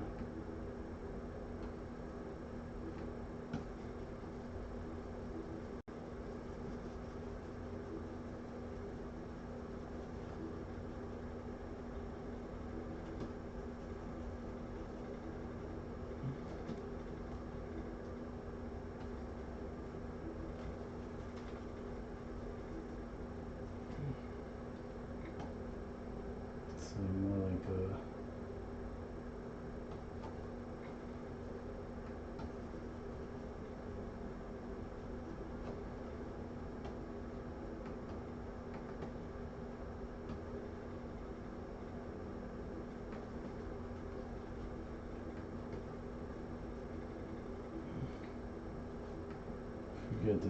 does Murdoch have a,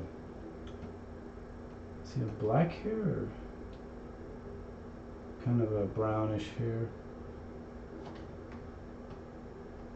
I should color pick, make it a little more accurate. There you go. Do a little color picking to get this right. Let's get the highlight here.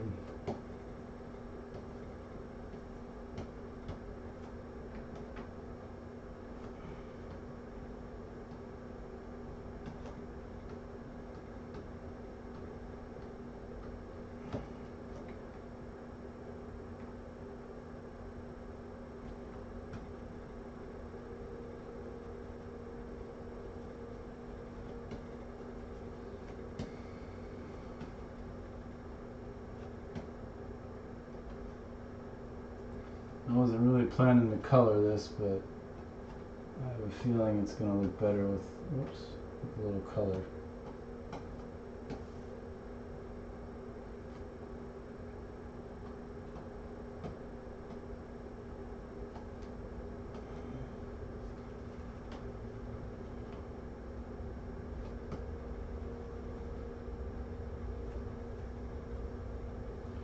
Give it a little more, just to add a little realism to it.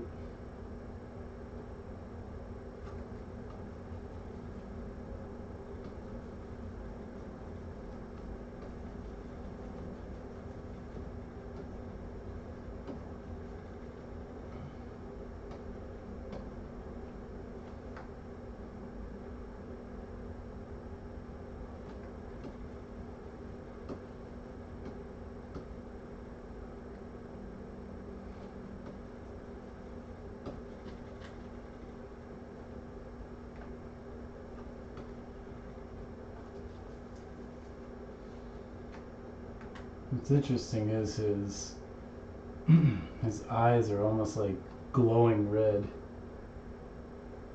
in the show, which I really like. Really almost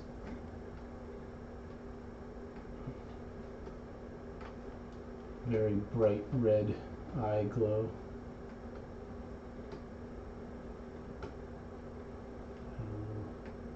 I wanted to look like he got his ass kicked a little bit. He's got a little blood and bruising going on, especially here around the edge of the lip, where them bruising takes place when you get in them school fights. Those kingpins.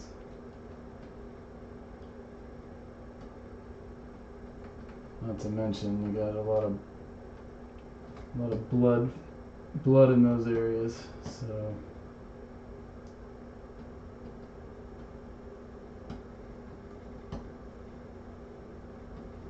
it's okay to have a little purple in there too. All the bruising that's going on. He gets his butt kicked all the time. That might be a little too much going on here.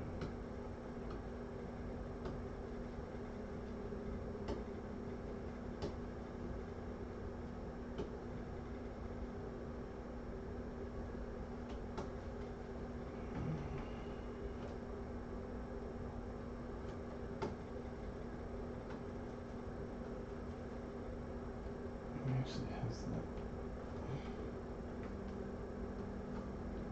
kind of that goes down all the way down there. So that would, the problem with this thing is that you got this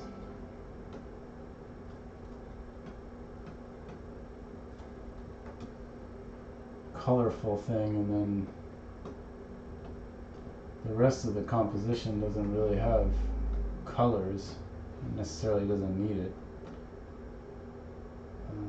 Slush. And we could do some complementary things here, maybe some blue.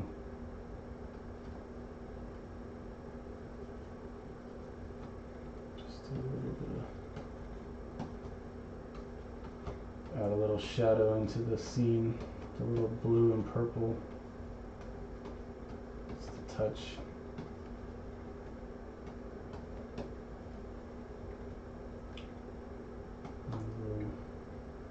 Vivid red here.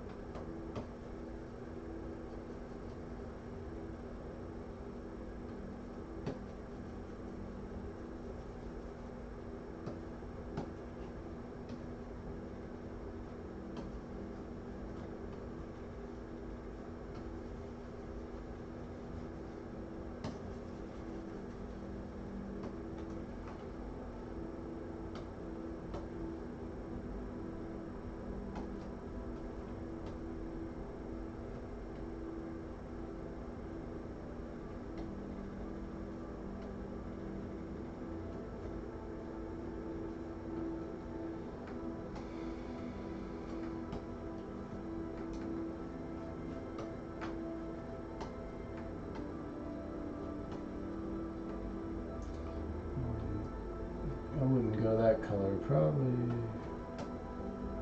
bones are yellow. Tend to be having a yellow tint to them.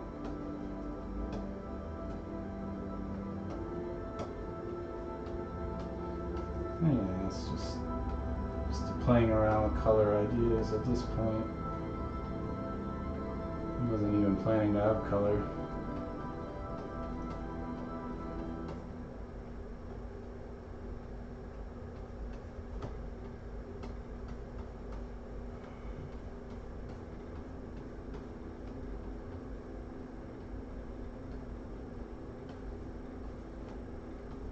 It's kind of cool, and I don't know if I'm really digging the color, but people kind of love color. They seem to go nuts over color. Alright, I think I'm gonna call it quits tonight. I'm gonna keep going back, but I keep seeing things I want to try.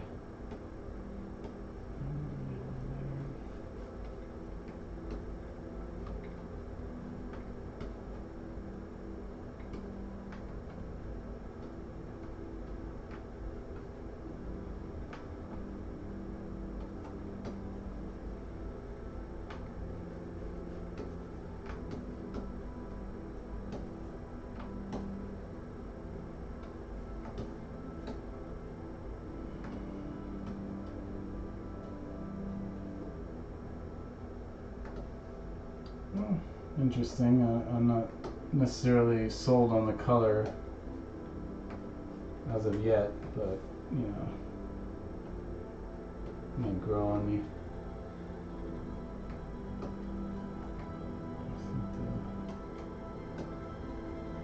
Needs to be kind of a off red. I kept trying to make it so red, but it's more like an off red.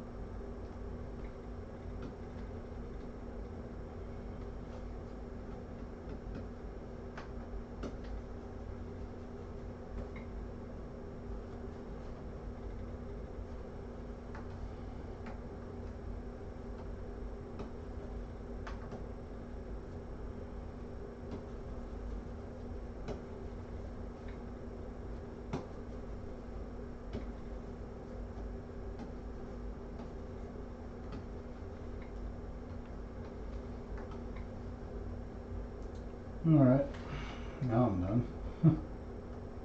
Tone down that color a little bit. Alright, let me save that. I'd say let's call that done. Or at least for now done. Alright. Looking good. Take a screenshot of that. Alright.